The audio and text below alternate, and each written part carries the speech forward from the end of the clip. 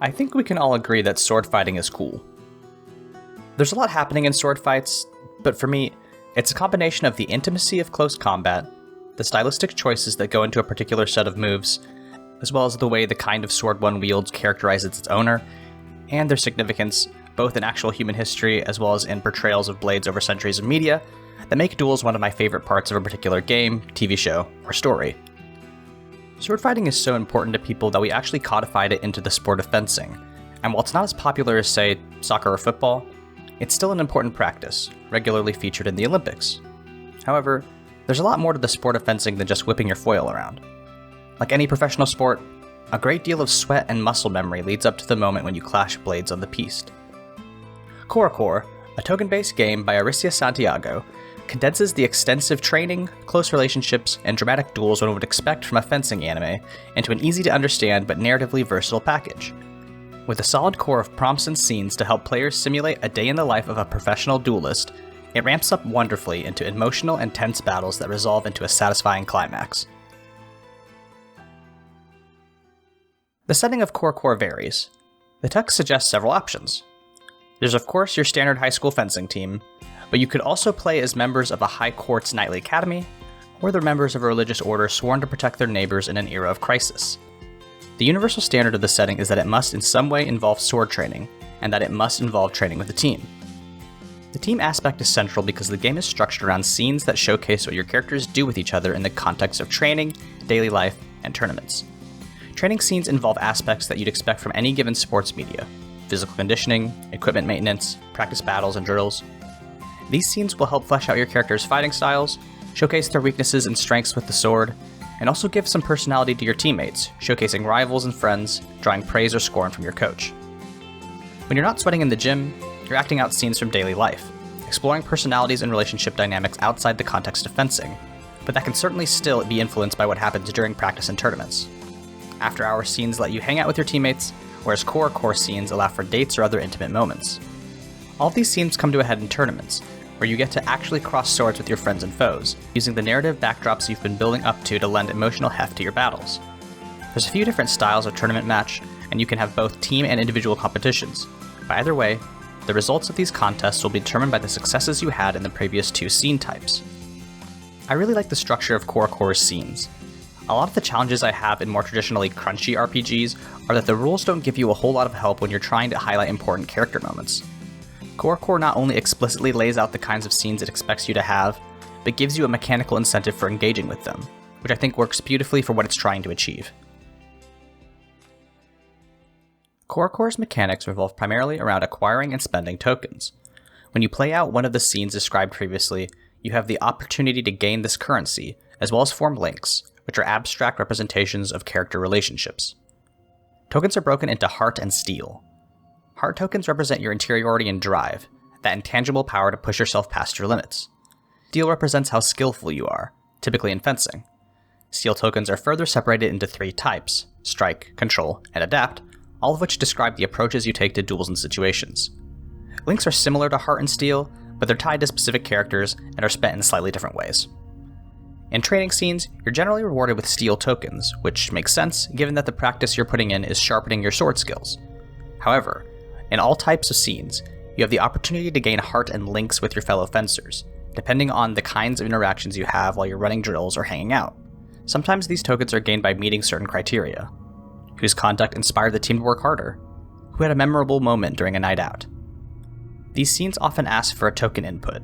For instance, spending a steel during a weapon maintenance to show how hard you're working, and then hoping that fellow players in your scene will spend the same type of steel as you, receiving heart tokens or link opportunities if it goes well. There's differing ways players can spend and earn tokens throughout daily life and training scenes, but more often than not, they'll be rewarded for role-playing with each other, building up their characters' stories while also setting up narrative possibilities that come to the front during duels, all of which earn additional hearts and links. The actual sword fight mechanics are a little like betting. You look at your total number of heart tokens plus your steel tokens, and bet between 0 and 3 of them, trying to have the highest number of tokens in the exchange. Since the bets are kept secret until a neutral third party reveals them, you'll have to rely on intuition and your opponent's characterization to win. If there's a tie, the type of steel token you spent determines the winner, with strike beating adapt, control beating strike, adapt beating control, and any steel beating out heart.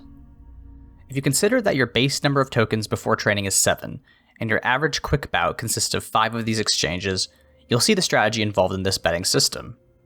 You don't want to go and burn 6 tokens in your first 2 exchanges, because then you'll be running on fumes if your opponent played more conservatively, holding back their resources as you wasted yours. Because of the rock, paper, scissors type matchups, you can also estimate what kinds of steel your opponent has left, and spend your own tokens to counter that maneuver type, adding an additional layer of strategy. This gets further complicated in longer tournament types, where players can recover a small amount of their steel between bouts, but you'll still have to play smart in order to ensure you have enough gas to get your team over the finish line. In addition, you can also spend links on other fencers during their bout, to either cancel out all the heart tokens in their maneuver, or to give them 1 additional heart. This is great for team matches, because it means your characters can either push each other to excel, or cut each other down, even if you're on the same side. This is how the scenes come together with the sword fighting. Players are incentivized to build up all those tokens through training in daily life, increasing their narrative connections alongside the resources they'll spend during duels. The harder you train, the more tokens you'll have at your disposal. This is a fairly simple cycle of roleplay feeding into quote-unquote combat, but that's Core's biggest strength. There's a ton of RP flexibility in the system, so your characters can have all sorts of dramatic moments with each other, and then use those moments as fuel for your duels. That mechanical simplicity helps players feel like all the time they've spent in the training yard counted for something, while not getting too bogged down with extensive number crunching. I think Core fundamentally succeeds at what it's aiming for. The name of the game refers to the instance in which 2 fencers are both in contact, but the word core also sounds like the French word for heart. Get it? You're a team of fencers, but you're also getting heart-to-heart with your friends and rivals.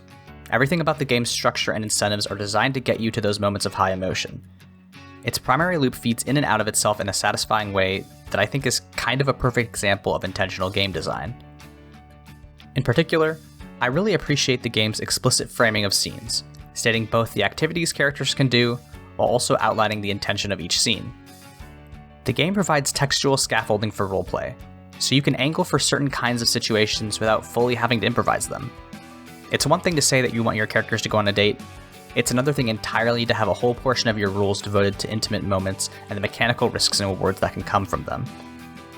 Fans of Belonging Outside Belonging, No Dice No Masters, and Spectres of Brocken will immediately understand the appeal. If you've been dying to get your hands on something flashy, with the high drama of a sports anime and the sexy duels of thirsty sword lesbians, but are more interested in roleplay than tactical combat, I think you should absolutely take a look at Core. Okay, time for some housekeeping, folks. I mean, first, thank you to everybody for watching. I really appreciate anyone who takes the time to see what I'm saying about tabletop games here. It's gonna be a while before my next couple videos. There's a couple that I've got slotted on my schedule, but I'm gonna spend the next few weeks, potentially the next few months, working on a long video about Spire, the City Must Fall, Rowan Wilken Deckard game. So if you never hear from me again, it's because writing that script did kill me. Also, if you want to find more of my work, Twitter's collapsing, so I guess I'm at Monster Factory Fanfic on Tumblr and a.a.voigt on Instagram, but my main site is aavoigt.com, where I talk about tabletop games, health policy, and writing. I also do 2 podcasts. The first is Mortified the Friendship Quest, where me and my friend Layla do critical media analysis. And the other show I do is Bible Boys with my friends Michael and Josh, where we talk about Christian media and see if it's good or not. So if those kind of things seem like they'd be interesting to you, please check them out. Thank you as always for watching. I hope to find you all in the collapse of Twitter, and just keep an eye out for my next video. See ya.